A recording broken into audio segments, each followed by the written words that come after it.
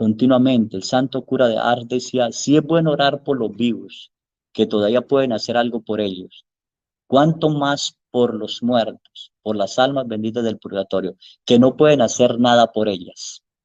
La oración de las almas del purgatorio, las penas de las almas del purgatorio, aún el tiempo de las almas del purgatorio, sí, que la iglesia proclama entre 40 y 50 años, las almas del purgatorio dependen de nuestras oraciones, de nuestras oraciones. Y yo a veces cuestiono, yo sí cuestiono, los funerales de nuestros seres queridos, los envolvemos en bandas, en música, en borracheras y no en oraciones, no en oraciones. No estamos entregando un alma al Señor para interceder por Él. Al contrario, estamos separando de la gracia de Dios esos seres queridos, ¿sí? Eh, Otro caso que me llamó muchísimo la atención, hoy voy a hablar de casos así, que es lo único que experiencia, por eso son reflexiones mías. Una mujer, ella había tenido 4 abortos.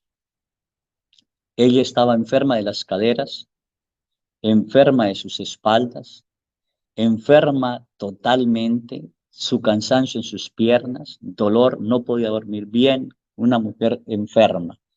Vino a mí a consultarme de su enfermedad y también a decirme que ella había confesado su pecado de aborto ya con muchos sacerdotes y con un obispo, pero ella no era capaz de lograr ese perdón y se enfermaba porque ella escuchaba todas las noches el llanto de los niños bajo su cama, bajo su cama. Ella escuchaba ese llanto. Y ese remordimiento, ese dolor, la llevó a enfermarse, porque las almas nos enferman también cuando nos atan a nosotros.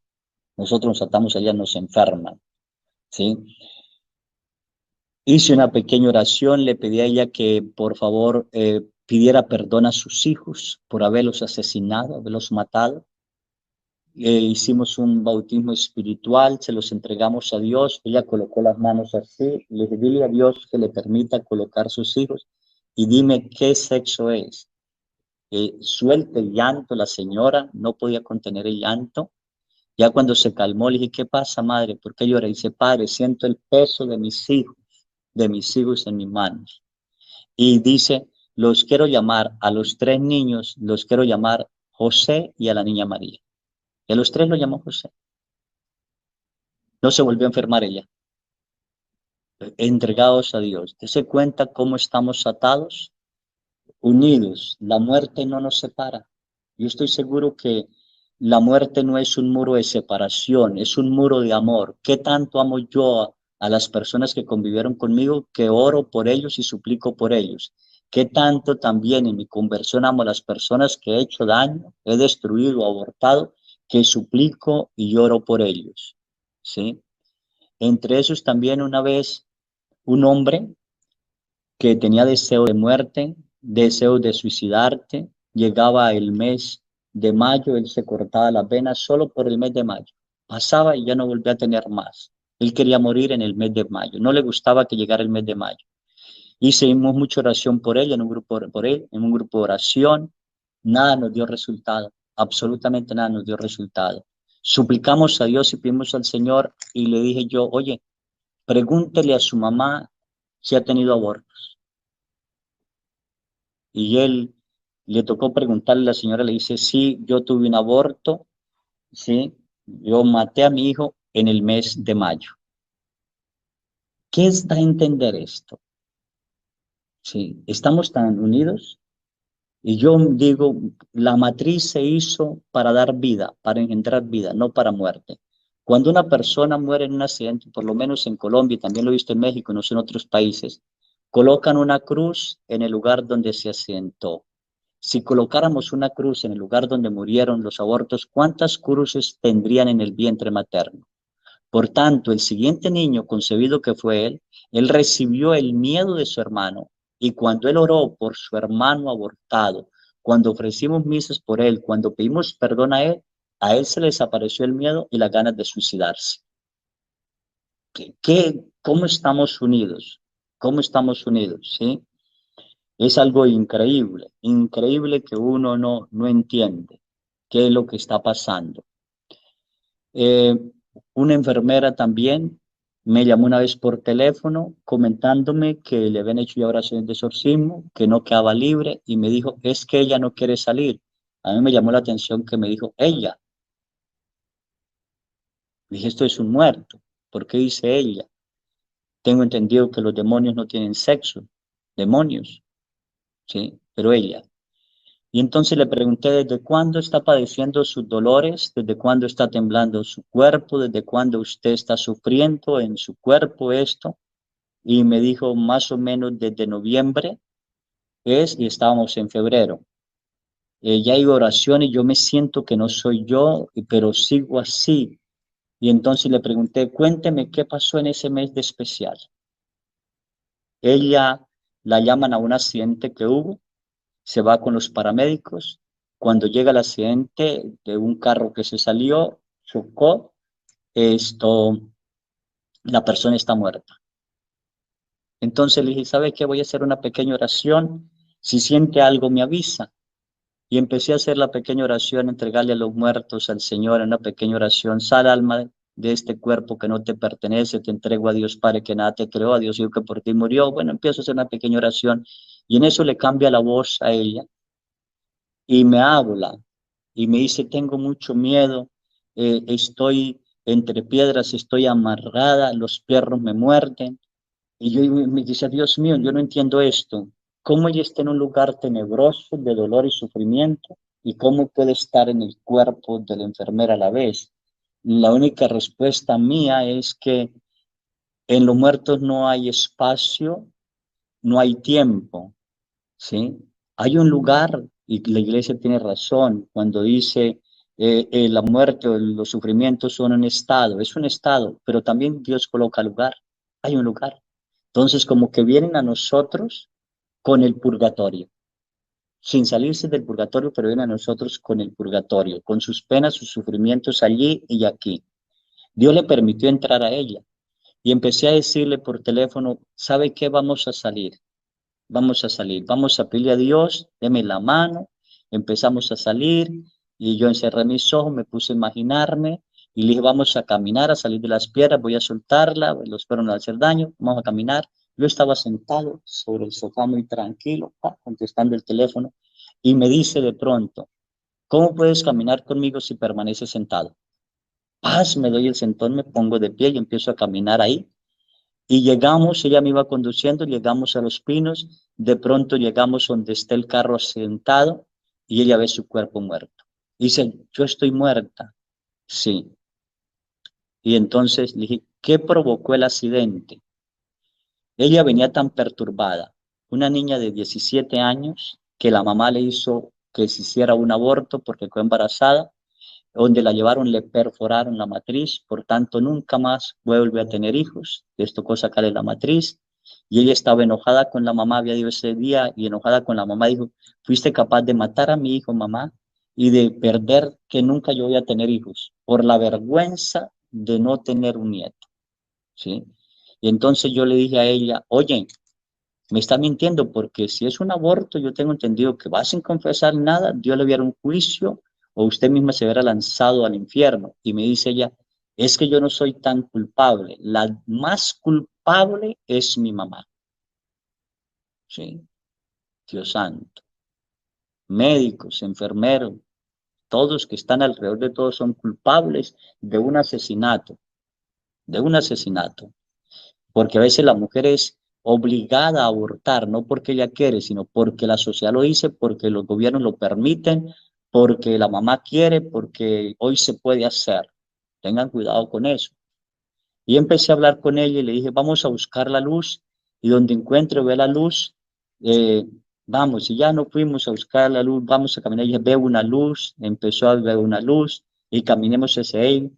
Le dije que si quería recibir el perdón de los pecados, me dijo que sí, yo se los di, dijo, qué luz tan inmensa, y luego me dijo, qué hermoso es él, qué hermoso es él. Fue la última palabra. Y yo seguí hablando, de pronto fue la enfermera que me decía, padre, ¿qué pasó? Le dije, ¿cómo se siente? Bien. ¿Y el dolor? No, no tengo el dolor nada.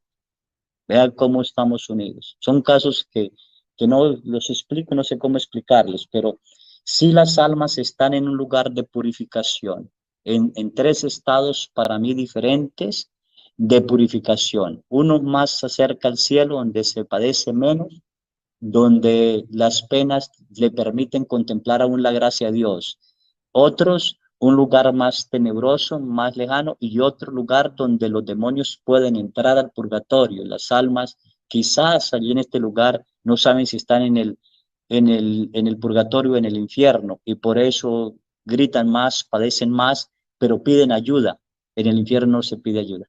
El infierno se odia a sí mismo, se odia a Dios, se odia a todos, se odia a todo, a todo. El infierno es el tapiz del odio, del resentimiento, del coraje.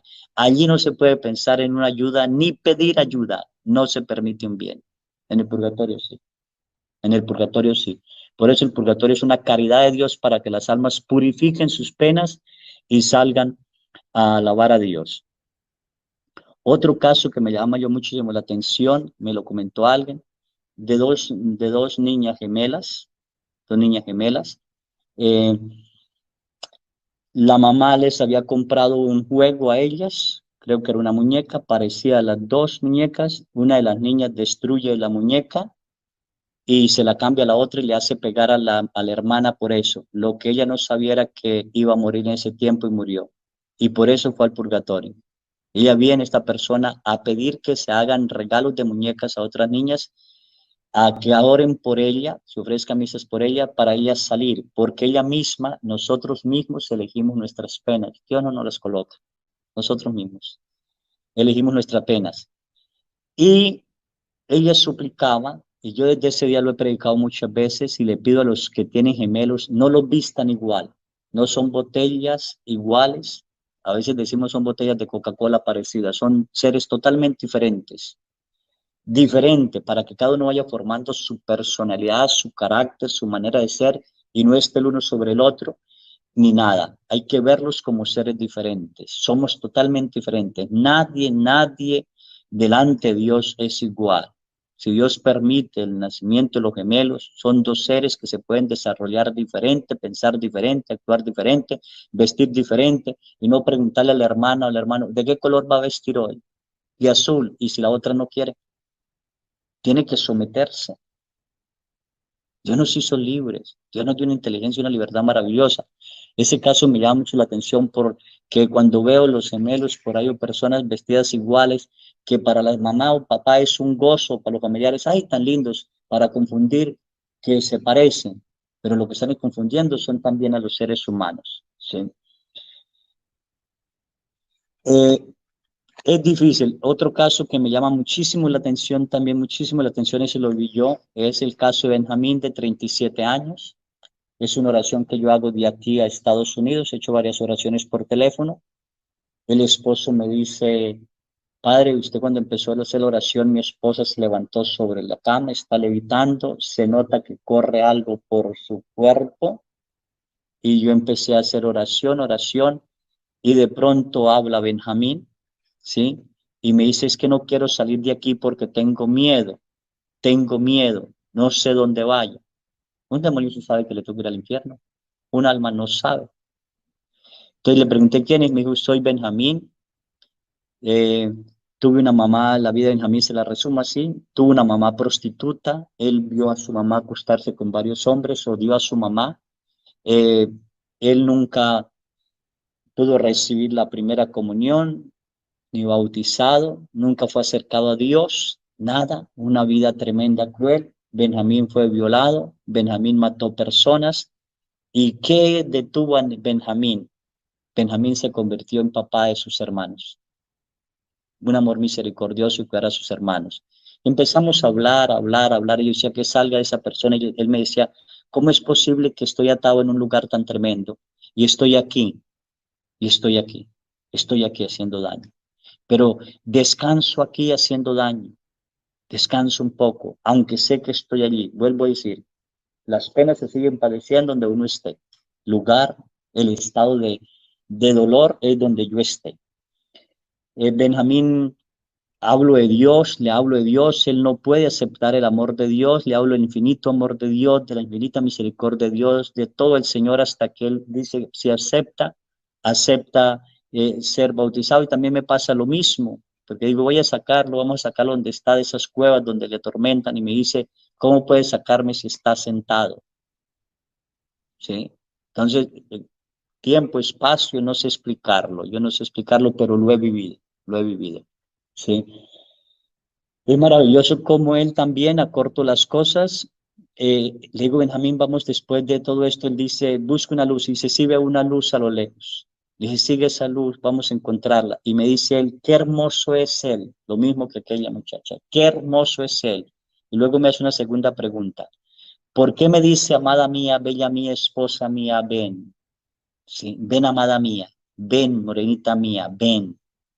Y yo le dije, Benjamín, habla su alma, ve con él. Y me dice, qué hermoso es él, qué bello es él. Pan, dejó de hablar, la señora se recuperó. Dejó de estar enferma con esos dolores tan tremendos, de padecer en la cama durante años. Todo esto. Puede ser que un brujo haya hecho algo y le haya pegado, porque los brujos utilizan los cuerpos de los muertos, la tierra de los muertos, para hacer daño, y las almas padecen. Hay que orar muchos por esos cuerpos que utilizan los brujos, porque no olvidemos que nuestro cuerpo es templo del Espíritu Santo y debe ser respetado. Y en este cuerpo, templo del Espíritu Santo, este cuerpo se va a levantar al final de los tiempos. Cuando Cristo venga, a la voz de la trompeta, se levantarán los muertos, dice San Pablo. Y los que estamos vivos, nuestros cuerpos se transformarán en cuerpos gloriosos. Nosotros somos uno con el cuerpo. Jesús vino a salvar cuerpo, alma, todo. Uno, uno.